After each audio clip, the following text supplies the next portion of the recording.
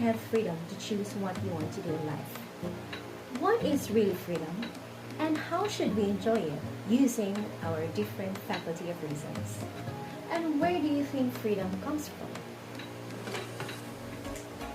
What is the original freedom? These are just some of the few questions that we need to understand in our learning episode for today. Welcome back to our new lesson in the second quarter, Lesson 1, Week 1, The Origin of Freedom. In our quarter 1 lessons, we focus on studying on the different topics about the nature of knowledge,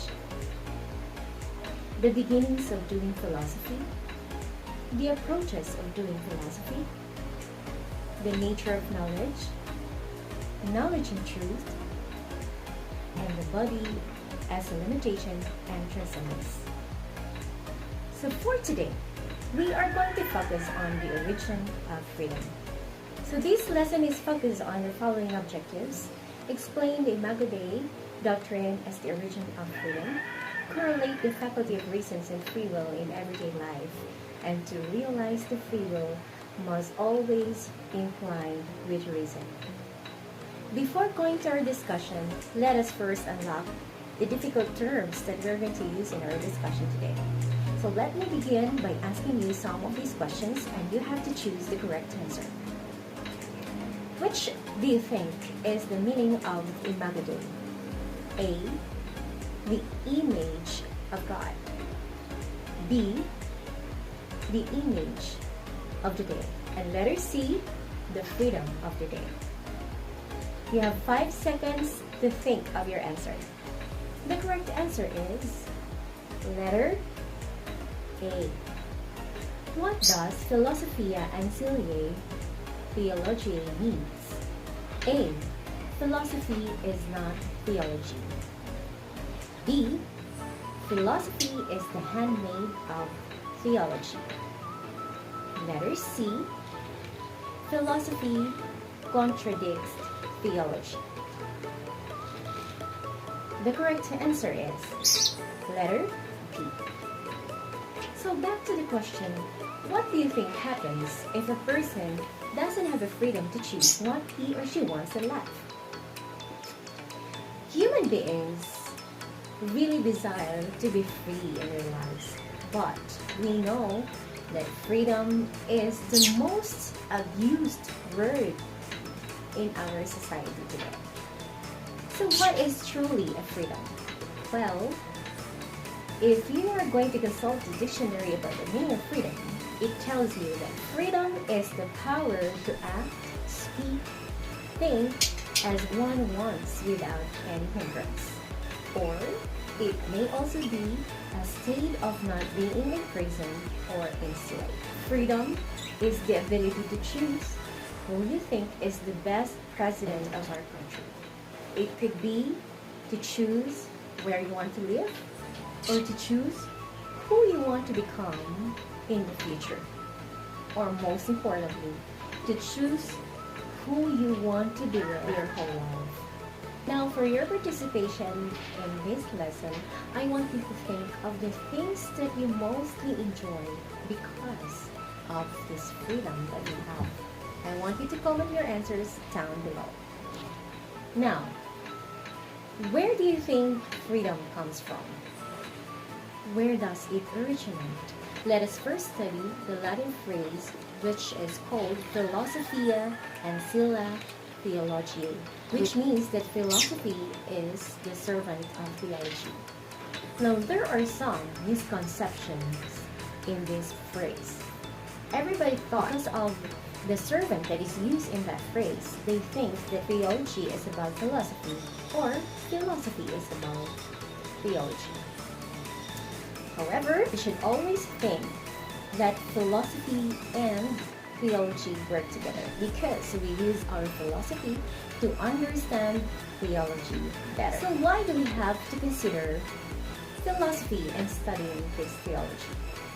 Well, in our study about the origin of freedom, we are going to consider the theological foundation of the origin of freedom. So let us consider the word Imago Dei. When we say Imago Dei, it means the image of God. So Imago Dei speaks about the human beings as created beings in the image of God, their creator. So in this module, in studying the doctrine of Imago Dei, you are asked to review the story of creation. And you are asked to answer activity 1 in your module, in which you are going to sequence the events in the creation time. And let me see how many of you will get the correct answers. So I want you to write your answers on a piece of paper. Now that you are done answering activity 1, let us consider the hidden meaning or relationship of the phrases or the events that took place during the creation time. So let me consider the first one. The serpent in the creation story brings about the problem in which it is actually the problem of Eve and Adam's ignorance, particularly Eve's ignorance.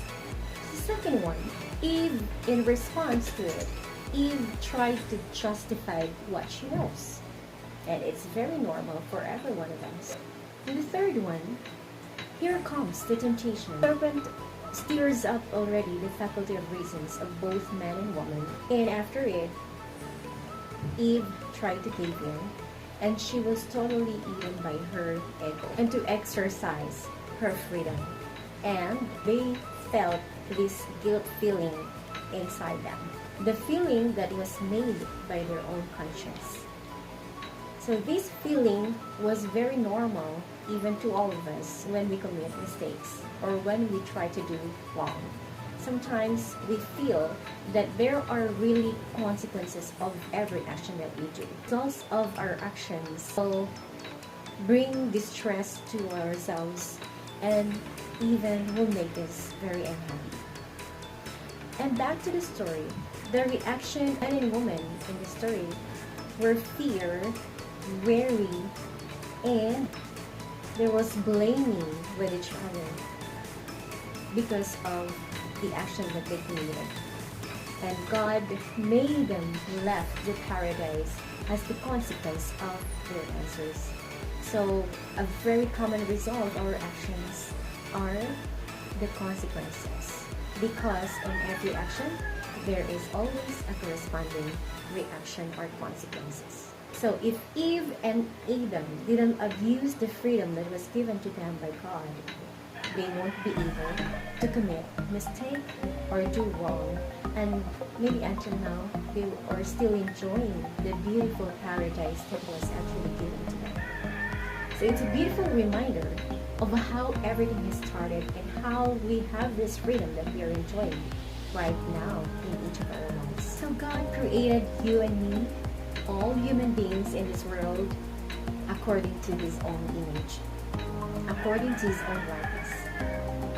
And the freedom that we are enjoying coming from Him is the manifestation of His great love for us, that He is very just and He is not the controlling God. So we can enjoy what we want to do in life. We can choose what we want to do in life because He doesn't want to control us, even if that means that sometimes we commit mistakes and we choose to do wrong. So here comes free will and freedom. Free will and freedom are the first two gifts coming from God to human beings when they were first created.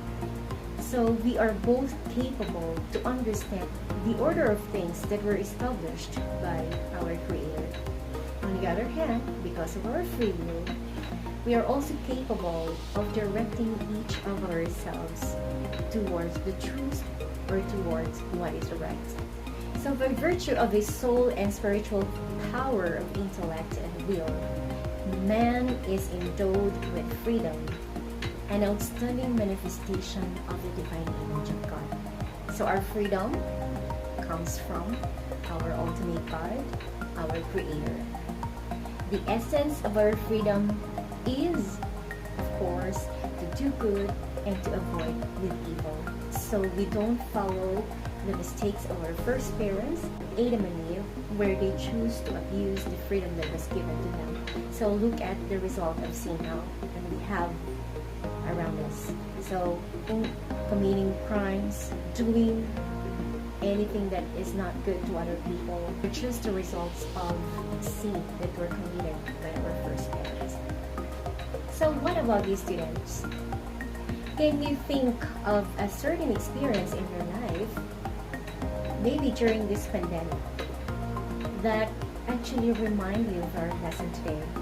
Yeah, you have all the freedom to enjoy with. Maybe sometimes you are tempted to do wrong. Sometimes you are tempted to choose between cheating or not cheating, copying from the answer key or not copying from the answer key in order to get a higher grade. So it's one of the example of how you should exercise the freedom that was given to you by God. It's your freedom, and you have the full control of what to choose, whether to do right or to do wrong, whether to go right or to go left. So it's all up to us. And that power of freedom lies in each of our hands. So for our next activity, I want you to answer the assessment in your module. Answer pages 37 and 38 in your assessment, numbers 1 to 10. So I'm leaving you the quote of the day found in Galatians 5:13. For you are called for freedom. Only do not use your freedom as an opportunity for the flesh, but through love, serve one another. So yes, we all have our freedom, yet we are given, each of us is given a responsibility to utilize this God's given gift in order to be a blessing to other people, to serve other people with love, and not to abuse it for our own benefit.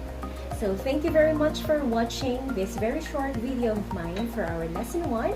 I hope you have learned something. So I'll see you all in our next learning episode. Bye everyone!